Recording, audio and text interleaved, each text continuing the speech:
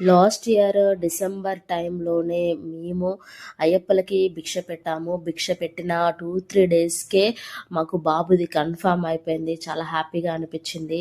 ఆ మణికంఠుడి దయ మాకైతే కరిగిందనుకున్నాము. అలాగే ఈ ఏడాది మా బాబుని అయ్యప్ప రూపంలో చూసుకోవాలని అనుకున్నాము. అలా మేమైతే వాడిని రెడీ చేశాము. ఎంత బాగా వచ్చిందంటే మేమైతే చాలా హ్యాపీగా ఫీల్ అయ్యాము. దీనికోసం ఒక డే మొత్తం నేనైతే కష్టపడ్డాను.